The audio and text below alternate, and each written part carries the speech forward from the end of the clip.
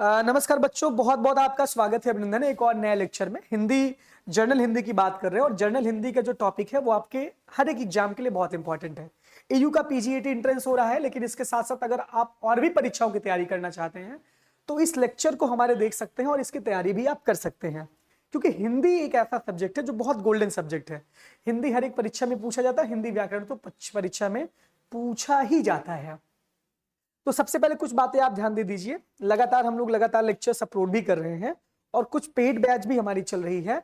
AU PGAT की जितनी भी कोर्सेज हैं उनका हम लोग कोर्स इस समय हम आपको फ्री इनिशिएटिव भी दे रहे हैं और हमारी पेड बैच भी चल रही है। एयू के जितने भी कोर्स है उसमें हिंदी से सवाल पूछे जाते हैं। जैसे पीजीएटी एंट्रेंस में एमए एमएससी के कॉमन पेपर में हिंदी से 7-8 सवाल पूछे जाएंगे। लॉक एंट्रेंस में हिंदी का 25 नंबर का पूरा वेटेज है, 25 सवाल है तो 50 नंबर का वेटेज है। तो इस वजह से आपको कवर करना है। आपको ये काम करना है कि हमारे चैनल इसको सब्सक्राइब कर लेना है। कमेंट बॉक्स में जाके हमारा टेलीग्राम चैनल है इलाहाबाद यूनिवर्सिटी एक्सप्रेस, जिसका लिंक कमेंट बॉक्स में पिन है, उसको ज्वाइन करना है। हमारा टेलीग्राम इंस्टाग्राम आपको ज्वाइन करने के बाद फिर अगर आपको पेड बैच लेनी है तो पेड बैच पे आप 499 का है, ये पेड बैच है। 999 का लॉ का बैच है।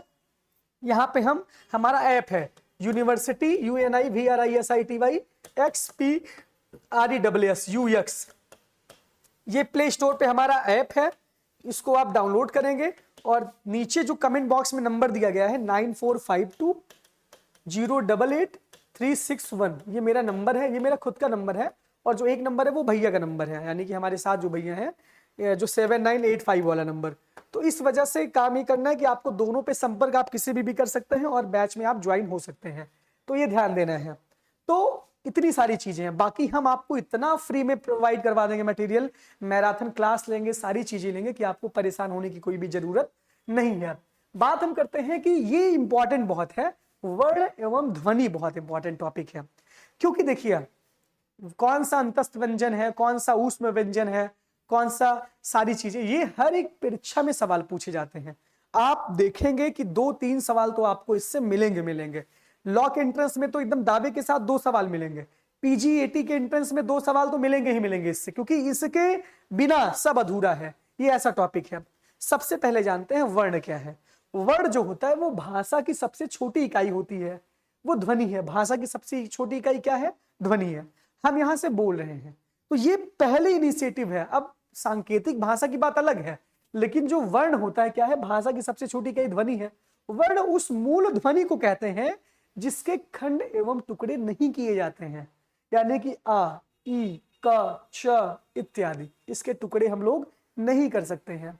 वर्णमाला किसे कहते हैं? अब वर्णमाला में कितने अक्षर हैं? 50 वर्ण हैं, 13 स्वर है, 33 व्यंजन है, 4 संयुक्त व्यंजन है। आ ई उ। ये तो आप अभी आपसे काखा गागा लिखने के लिए बोल दिया, नहीं लिख पाएंगे। अभी आप कॉपी लेकर ईमानदारी से बैठिए और आ से लेकर ज्ञा तक लिखिए, लिख नहीं पाएंगे, दावे के साथ बता रहा हूं। 1% बच्चे लिख सकते हैं बस, सही भूल गए ना, समय ही नहीं है। इंस्टाग्राम और स्नैपचैट से छुट्टी मिले तब तो आप चलेंगे पढ़ेंगे। चलिए 10 and 3 ये देखिएगा, व्यंजन क्या है? का से क्या वर्ग, चा वर्ग, टा वर्ग, ता वर्ग, पा वर्ग। अच्छा, मैं भी अभी एमवॉक में मैंने एडमिशन लिया है, तो जर्नलिज्म में जब मैंने इंटरेस्ट स्टॉप किया था, 184 नंबर था मेरा 1 साल पहले, इसी आपके बैच के पहले। तो पहली क्लास थी हिंदी वाली मैम की, क्योंकि उसमें लैंग्वेज भी है हिंदी इंग्लिश का। तो मैम ने बोला आज से लेके 11 तक लिखो। मैं लिख तो पूरा लिया था, लेकिन मैं ऊपर नीचे कर दिया था, ता वाला नीचे कर दिया था, पा वाला आगे कर दिया था, तो ये कंफ्यूजन थी। तो ये तो बड़ी मेरे लिए भी शर्म की बात है यार। खैर इतना तो आता ही है। का वर्ग का खा गा घा इंग्या चा छा जा झा इया टा ठा डा ढा अड़ा ता था दा धा ना पा फा बा मा यर अलावा सा सा सा सा हा छत रिंग्या। देखिए सा, देखो ये क्या है? श श श सा, हाँ ये है। मैं बोल नहीं पाता, कभी कभी इसमें भी दिक्कत होती है। मतलब कुछ कुछ बोलियों का भी प्रभाव होता है ना, अवधि क्षेत्र के अलग हैं हम लोग। कोई लोग बहुत, जिसका इंग्लिश मीडियम होगा, बहुत अच्छी उनका जो है बोलने की उनकी स्टाइल होगी, वो सारे वर्ड्स को अलग अलग तरीके से बोलते हैं। संयुक्त व्यंजन किसे कहते हैं?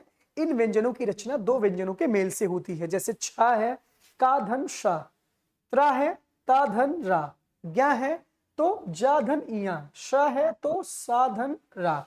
ये है। अयोगवाह में अंग और आह आ जाता है।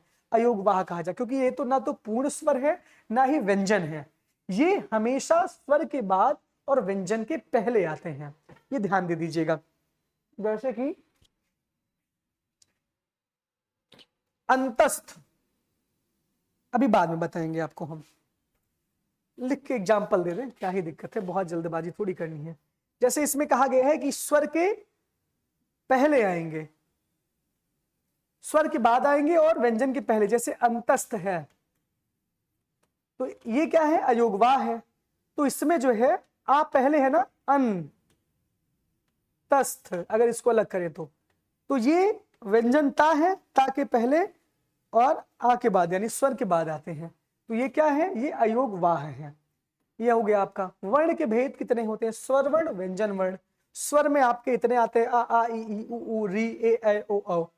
इसके बाद फिर स्वतंत्र रूप से बोले जाते हैं, आ ई उ ए ऐ ओ औ अं आ।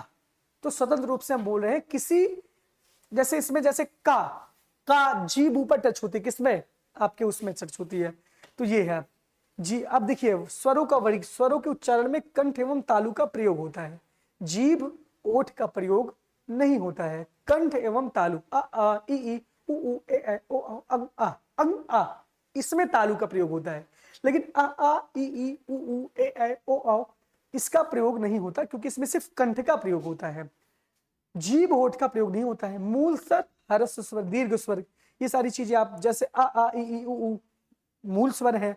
दीर्घ में आ धन आ बराबर बड़ा, जो बड़ी बड़ी बड़ी इसमें हो जाता है। खैर ये सब तो बहुत नॉर्मल चीजें हैं, जो भी आपको पढ़ना है आपको ये पढ़ना है। स्पर्श व्यंजन क्या है, अंतस्थ व्यंजन क्या है और ऊष्म व्यंजन क्या है, ये बहुत इंपॉर्टेंट है।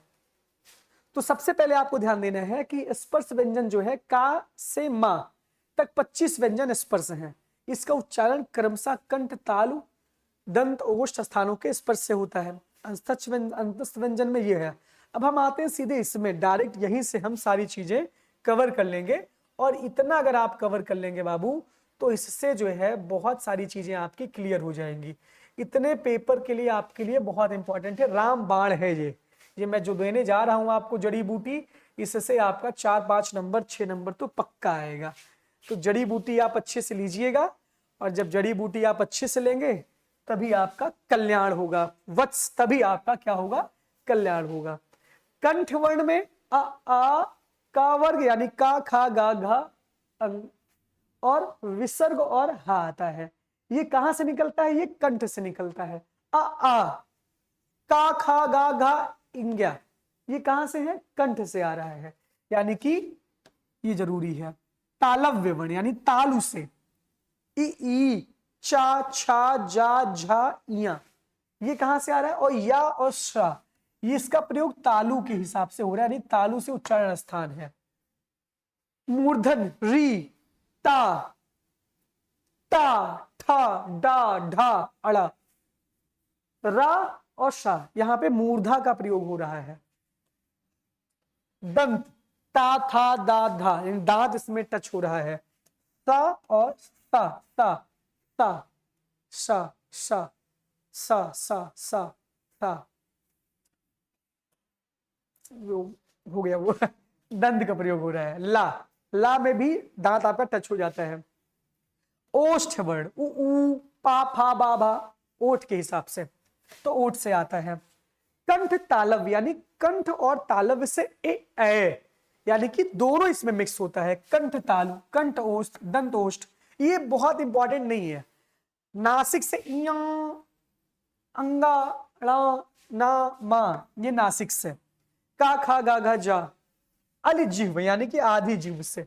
ये इतने सारी चीजें अगर आप कवर कर लेंगे तो 2 नंबर या 4 नंबर तो आपका PGAT में इंपॉर्टेंट है, जो कॉमन पेपर है, और लॉ के भी एंट्रेंस में 4 नंबर आपका पक्का है। ये 4 नंबर के यहां से पोर्शन आपसे पूछे जाते हैं। अब देखिए सबसे बड़ी बात यह है कि घोष अघोष आपको पढ़ना बहुत इंपॉर्टेंट नहीं है। वर्ण विच्छेद, अल्प प्राण में महाप्राण, देखिए अल्प प्राण महाप्राण, देखिए ये अब जरूरी है। ये भी आप कोई बहुत ज्यादा इंपॉर्टेंट आपके लिए नहीं है कि बलाघात और ये सारी चीजें आप पढ़िए इसमें। अब आप इसमें वस्तुनिष्ठ प्रश्न में आ जाएंगे तो संयुक्त व्यंजन, देखिए अभी मैंने बताया आपसे संयुक्त व्यंजन की चर्चा की थी। छात्र यहाँ वर्ण है संयुक्त व्यंजन से है, उसमें व्यंजन नहीं है, स्पर्श व्यंजन नहीं है। अब अगर हम देखते हैं तो इसमें बहुत सारी चीजें आपके सवाल की आ जाती हैं, तो ये सवाल भी आपसे हम सॉल्व करवा रहे हैं। ये सवाल तो बहुत ज्यादा है यार, तो सवाल तो सॉल्व करवाना ही पड़ेगा।